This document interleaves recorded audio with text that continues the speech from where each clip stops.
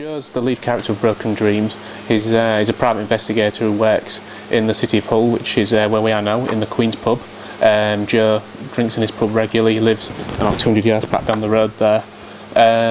It's just kind of, he's a normal guy trying to do a difficult job. He works in partnership with his colleague Don, who's an older guy, probably looking to retire from the agency. So I think kind of Don's like a father figure to Joe, and he's kind of a man just trying to find his way a little bit. I think is Joe still. And Joe lost his wife a couple of years ago in a house fire, and the police didn't solve the case. So Joe started to look into it himself, and maybe discovered that he's got a bit of an aptitude for the work. And when he's asked to investigate the death of a prominent businessman's wife, it begins to offer him links to his wife's death as well. So there's kind of personal motivation in Broken Dreams for Joe to go back, and as well as solving the case, he's paid to do to try and get the answers to his own queries, really, to his own life, and solve his wife's murder himself if the police either can't solve it or won't solve it. Joe's a man he was a professional rugby league player in his younger days for one of the local rugby teams, and he broke his leg just as he was breaking through into the first team of Hull Kingston Rovers. So he's a guy who's kind of had a taste of maybe a better life, and it's been ripped away from him on more than one occasion. So yeah, I think that kind of figures in his background, that he wants to probably try and make things better and resolve issues. I've lived in Hull all my life. I work in Hull. It's a city I know. It's the only city I know intimately. So it was something I wanted to do without really a moment's thought. Hull is the kind of place that gets a bad press a lot of the time. If you look at the league tables for things like teenage pregnancies, lack of achievement in education, the worst places to live in the country, Hull's always featuring near the top. And I think that's it's lazy and unfair. So this is kind of partly an attempt to sort of readdress that in my own ways as much as I can.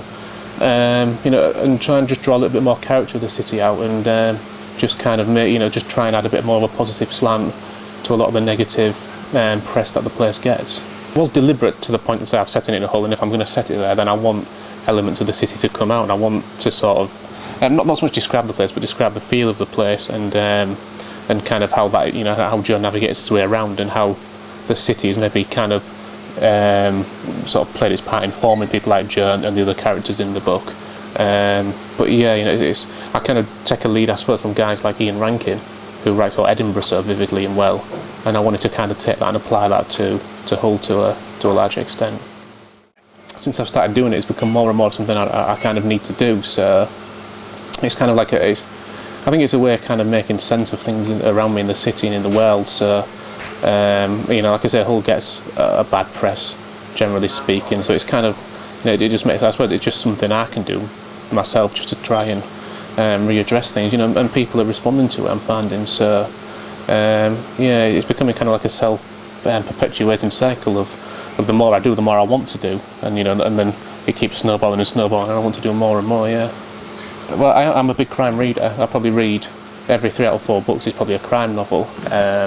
So I guess looking at kind of the big hitters, people like George Pelecanos, the American writer, who writes very, very kind of good, almost kind of like social commentary. The crime novels, but it's very small crimes, and it's about how people react to that and how families react. And I think for me, you can almost draw a line from Steinbeck through to Pelecanos in that they're writing about people, and that's something I really kind of admire and aspire to. And kind of people like Ian Rankin, who we mentioned, he's a fantastic crime writer. Graham Haley down in Portsmouth writes a similar series to Ian Rankin, but I think for me it's probably better. It's probably more realistic, more vivid, and kind of the smaller authors who people maybe wouldn't know so well, people like Ray Banks.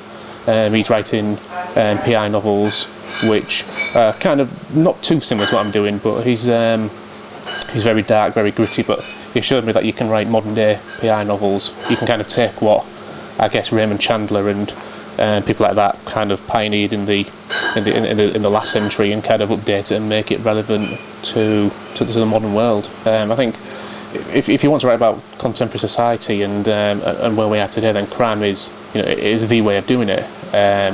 Because where there's crime, there's there's money, there's always motivations, and you can wrap that all up in a kind of engaging and fast-paced story. I think if you want to talk about what's happening in the cities and the world today, then crime is the only way to do it for me. It's kind of strange, I suppose. I always wanted to be a footballer when I was like a boy, and then kind of a young man, and I'd play on the weekends at the parks full. Never to any great level particularly, but just something I love doing. And then I think as I got a little bit older and the legs started to fail a bit, I started to write odds and sods for fanzines and things like the Hull City local fanzines. Then as the internet became more prevalent, music reviews, gig reviews, just kind of like bits and pieces of writing without really kind of having any direction to it. It was all a little bit bitty and a bit here and a bit there.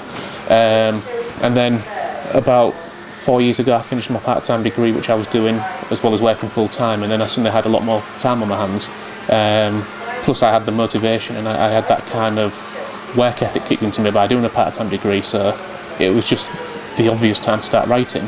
And I started by writing short stories, which I've always put on my website, and from there a novel which wasn't great, which will stay in a drawer probably till I die, and then on to Broken Dreams, and it's kind of been like a continuous sort of learning process, really. Joe's a busy man. If you look on my website, then there's some free short stories on there featuring Joe. The novel I'm working on currently, which I'm about halfway through, that's also a Joe Geraghty novel. And there's loose plans for the third one after that. So, he's a character I think who's got a lot of growth potential. There's a lot of ways I can take the story of Joe. He's going to be someone I think I'll probably kick around with for a number of years yet, really.